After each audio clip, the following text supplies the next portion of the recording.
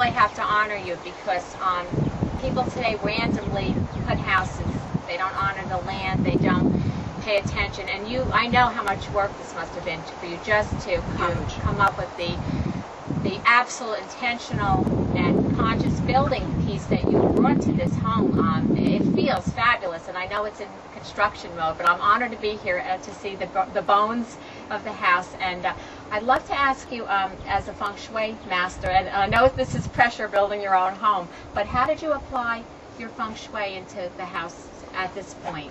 I work with very masterful Feng Shui. I don't do what I call the baby Feng Shui. I'm not one to concentrate on putting a little doodah in the wealth corner and a little doodah in the marriage corner and expecting it to work. Feng Shui, real Feng Shui, is based upon mathematical formulas, and in my home study program I don't teach people the mathematics, I teach them how to do it, but the real McCoy. So thank you for the little opportunity for a sales pitch there. But the most valuable part of Feng Shui is called the flying stars. And did you know that if you moved into your house between I want to get these numbers right, 1984 and 2024, there's over 2,000 energetic maps, and only one is right for you in your home. Unbelievable. Unbelievable. This is real Feng Shui, everybody. And this is like your personal success map, and it indicates where your best directions are and where the flying stars are.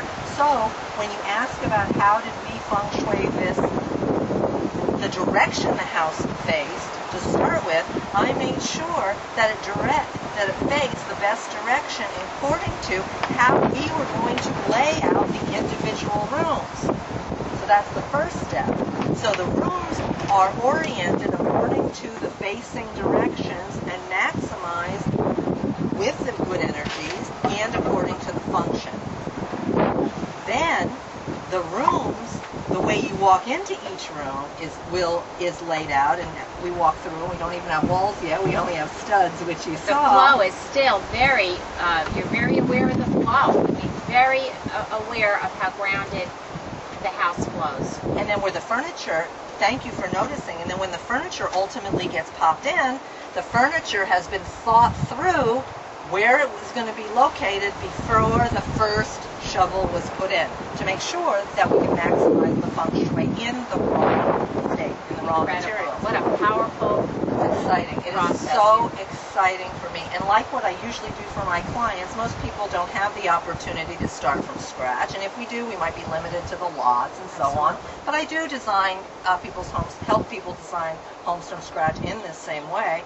But after the walls go up and everything gets put in place, then ultimately, with the 5-element theory, which I know you're very knowledgeable about, you being a Feng Shui master as well, with materials and color and form and texture, we're going to maximize the good energies that are there and reduce the bad ones. Because every house, no matter how good you are, every house has the yin and the yang. They have the good energies and the not so favorable ones. So we'll reduce the not so favorable ones as well with color. Plus, of course, I'm sorry, I have to tell you one more thing. I'm a Gemini, you know I can't help myself. Okay. Go for it. I'm an interior designer, so we're all going to do this beautifully. Absolutely. I'll be quiet for a second. Now, I know I'll try. Beauty is not even an option. I've seen your other home, and it is. You have a natural color and beauty. What also I really have to honor you about is that you really considered green. You really worked hard to do everything you could to bring green elements into this home. This minute, it is 100% green.